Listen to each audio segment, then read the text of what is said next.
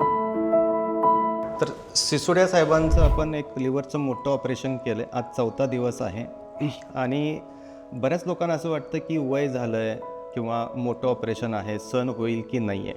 म्हणून बऱ्याच वेळा डिसिजन हा खूप लांबला जातो आणि त्याच्यामध्ये जर गाठ वगैरे असेल तर ती पसरली पण जाते.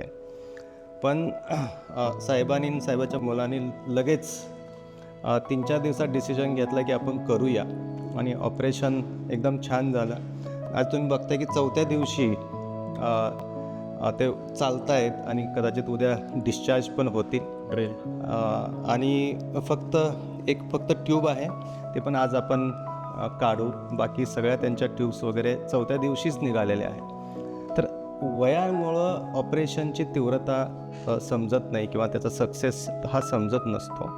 तर पेशंटची कंडिशन, फिजिकल फिटनेस किंवा मेंटल फिटनेस याच्यावरती ते अवलंबून असतं. ऑपरेशन कितीही मोठं असलं तर जर पेशंटची फिटनेस चांगला असेल, टीम चांगली असेल तर नक्कीच ऑपरेशन हे सक्सेसफुल होईल.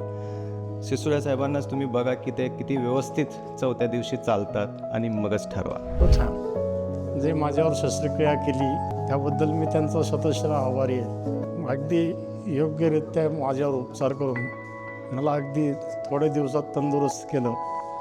मी त्यांना कायमस्वरूपी धन्यवाद.